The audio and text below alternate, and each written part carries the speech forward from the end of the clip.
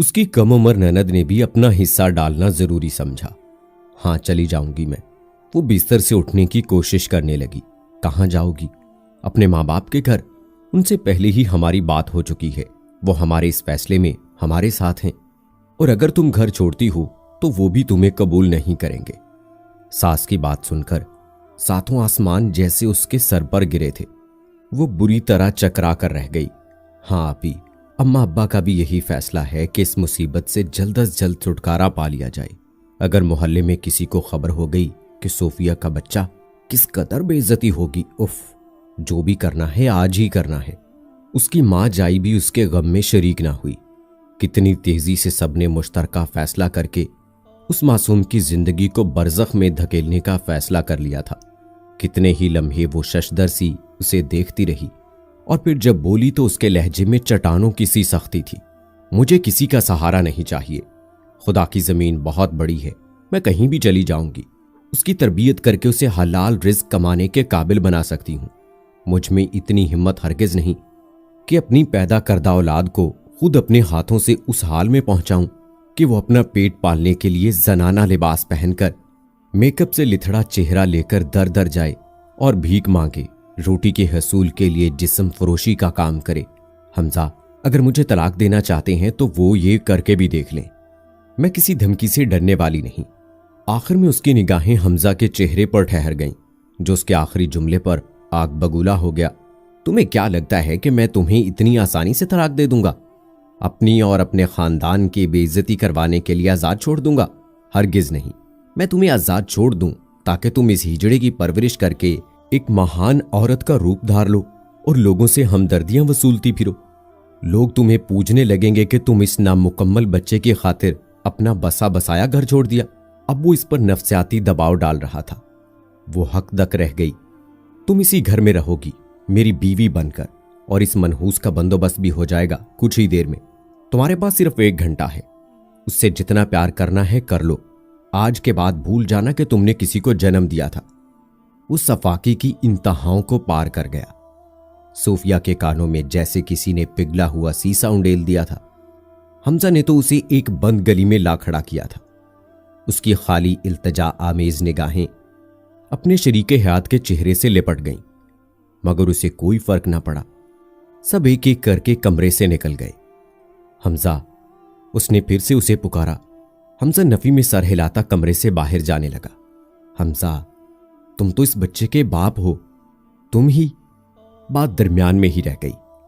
हमजा ने अचानक ही अपना आखिरी कदम भी कमरे से बाहर निकालकर दरवाजे को एक झटके से बंद कर दिया। कमरे का दरवाजा बंद होने पर उसे होश आया था। अपनी तमाम हिम्मत मुजतमा करके वो बिस्तर से उठी और लड़खड़ाते हुए वो दरवाजे तक आई। ये एहसास ही रूह फरसा था कि उसे कैद कर दिया गया है। क्या अब वो अपने बच्चे के लिए कुछ कर पाएगी? एक बड़ा सवालिया निशान आंखों के सामने नाचने लगा। मत करो इतना जुल्म, मेरे बच्चे को जाने दो।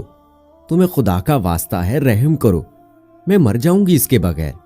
इसे बर्बाद मत करो, वो जोर जोर से चिल्लाकर कह रही थी। उसकी आहोजारियां दीवारों से टकराकर अपने आप बेमोल कर चुकी थीं। वो जोर जोर से दरवाजा पीटने लगी। उसके कमजोर हाथों में बेपनाह ताकत आ गई थी। बहुत देर तक वो अपने टूटे वजूद को जोड़कर एहतजाज करती रही। फिर वो किसी कांच की तरह टूटकर फर्श पर बिखरती चली गई। सारी तवानाई निचड़ कर रह गई थी। वो वहीं बैठकर जारो जार रोने लगी। ऐ अल्लाह, मेरी मदद कर। उसने आंखें बंद करके अपने तख्लीक कार को शिद्दत से पुकारा था। मेरे बच्चे को इस जालिम दुनिया से बचा ले। वो होले होले बुड़बुड़ाने लगी।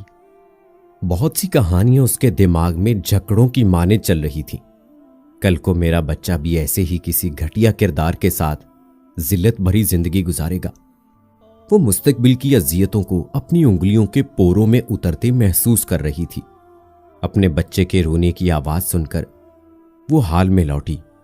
अपनी जगह से बामुश्किल उठकर उसने बंद दरवाजे की चटखनी चढ़ाई। उस जरा से फासले को तय करने में ही हजारों बरस की थकन से उसका वजूद आशना हुआ था। सोफिया ने बच्चे को अपनी गोद में भरा और उसे देखने लगी। उसकी निगाहों में मोहब्बत की गहराई 7 समंदरों जैसी थी। उसके वजूद का मासूम और पाक हिस्सा उससे अलग होकर बेयारों मददगार हो गया था। उसे तड़पती निगाहों से देखती रही। आंखें थीं कि उसके दीदार से सैराब न होती थीं। कब वक्त गुजर गया उसे खबर भी ना हुई। वो तो बस इस मासूम के चेहरे के एक एक नक्श पर अपनी मोहब्बत की मोहर सबत कर रही थी। कोई उसे देख लेता तो पागल समझता। दरवाजे के पार कदमों की चाप उभरी। चाप सुनकर वो सहमी हरनी की तरह चौकन्ना हो गई। सोफिया, दरवाजा खोलो। बहुत देर तक दरवाजा बजाने के बाद भी जब कोई जवाब ना मिला तो हमजा धाड़ कर बोला, मैं दरवाजा नहीं खोलूंगी।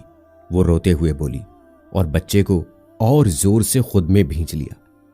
दरवाजा धड़धड़ाने और धमकियों से भरे जुमले किसी पत्थर की तरह उसकी समातों पर बरस रहे थे। मैं क्या करूं मेरे मालिक, मुझे कोई रास्ता दिखा, मेरी मदद फरमा।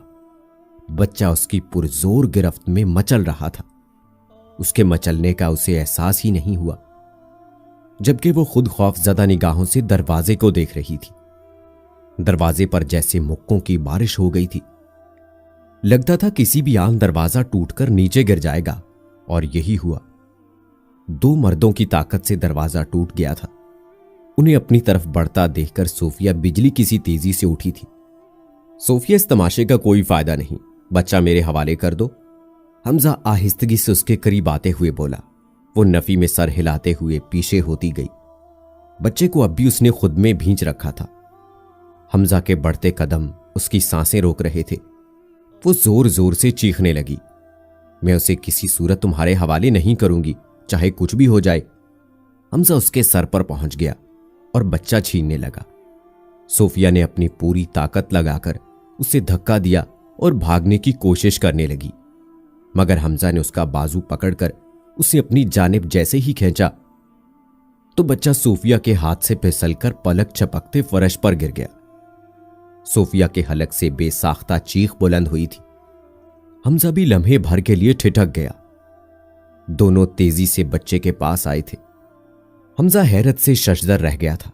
बच्चा फर्श पर गिरा था, मगर उसके हलक से एक आवाज भी ना निकली थी। उसने एक निगाह साकत खड़ी सोफिया पर डाली, जो किसी अनहोनी के हो जाने के खौफ से एक कदम भी आगे ना बढ़ पाई। उसने बेहिस पड़े बच्चे को गोद में भरा। बच्चा फर्श पर गिरने से पहले का मर चुका है। इसकी हैरत में डूबी आवाज सोफिया के कानों में उतरी थी। बच्चा दम घुटने से मरा था। इस बात का एहसास होते ही वो बेजान होते वजूद के साथ फर्श पर बैठती चली गई। उसके बहते आंसू थम गए थे। खुदा ने उसके बच्चे को इस जालिम दुनिया से बचा लिया था।